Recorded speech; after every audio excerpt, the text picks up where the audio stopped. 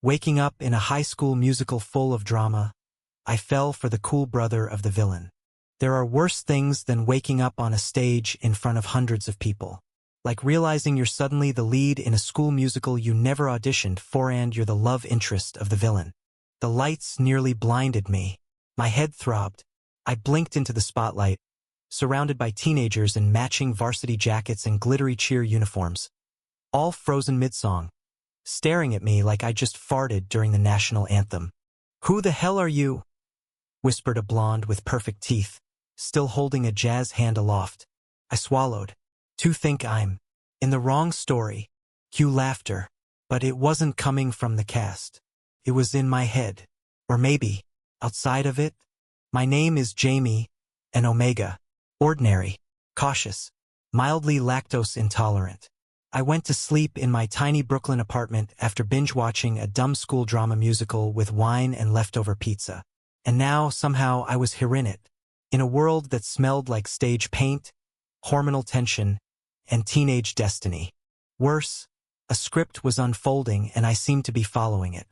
The villain Chase Radford sauntered onto the stage, all eyeliner and smugness, and did the whole bad boy number with backup dancers wearing sunglasses indoors. It was ridiculous. He cornered me in the cafeteria scene with a song called Omega, "You'll Be Mine, Whether You Like It or Not." I wanted to throw up, but then he walked in. Not Chase, his older brother, Blake Radford. He wasn't supposed to be in this show. In the actual series, he only appeared in 2 episodes: Mysterious, Protective, a beta mechanic who dropped out of college to take care of his chaotic little brother. Fan favorite. I remembered the subreddit losing its mind over him. And now here he was, in the flesh, slipping into a scene that wasn't his. He leaned against a prop locker, a leather jacket slung over one shoulder, watching Chase make a fool of himself with a look of mild pity. "Don't mind him," Blake said, his voice low, smoky, impossibly calm. "He thinks bullying is a love language." I choked on my line. I was supposed to say something cheesy like "You're not like him, are you?" But instead I just stared. Because suddenly, I wasn't in a parody anymore. I was in trouble. Blake wasn't scripted. None of his moments were. And yet, somehow, he kept appearing. In the library scene, he'd slide into the booth across from me, offering black coffee and dry sarcasm. During gym class, he'd hand me my inhaler after Chase threw dodgeballs at my head. It wasn't just attraction. It was connection. He saw through the glitter and the glam and the Omega falling for the wrong alpha cliché. "I don't think you belong here," he said one night after rehearsal, when we sat alone on the rooftop set beneath a paper moon. "You ask too many questions." "I don't think you do either," I replied. "You're not even supposed to be in Act 2. He smiled. Maybe this story needed rewriting. We kissed that night. It didn't feel fake. It didn't feel scripted. Felt like mine. Of course, drama always demands a climax. Chase found out. "Stay away from him," he hissed at Blake backstage, gripping a fake sword from the next scene. "He's mine. He's the Omega. You don't get to rewrite the rules." Blake squared his jaw. "This isn't about rules. It's about choice. And he doesn't choose you. You think the story lets him choose? He's an Omega. We all have roles, bro, stay in yours." Chase wasn't just a character anymore. The lines between fiction and reality blurred so deeply. I could feel the grip of the world trying to pull me back into the tropes it understood. Blake tried to protect me. He offered to help me escape the script Interrelato, leave with him into the space between acts, where maybe I could find the edges of this world and punch through. But I hesitated.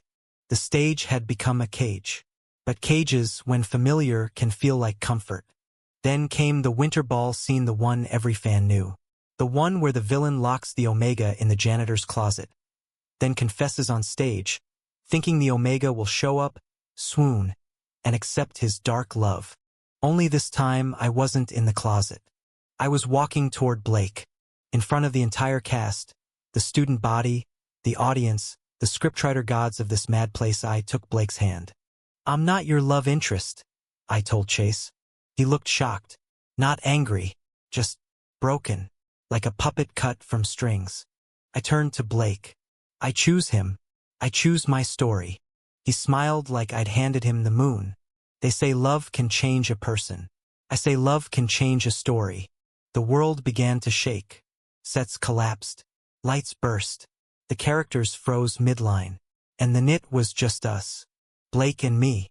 Alone in a black box theater filled with echoing silence. I think it's over, I whispered. He brushed a thumb across my cheek. Or maybe it's finally beginning. I woke up the next morning. In my apartment. Back in Brooklyn. No glitter. No musical numbers. Just stale coffee and creaky floorboards.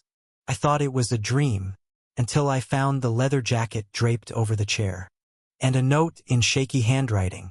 If you ever want to rewrite something again, meet me at the corner diner. Tuesday, 7 p.m. I'll be wearing black as always. I laughed, cried, and ordered coffee to go. Because I finally understood. I wasn't just a character in someone else's play. I was the author now, and I was choosing love. Thank you for listening. If you find it interesting, please like and subscribe to follow the next stories.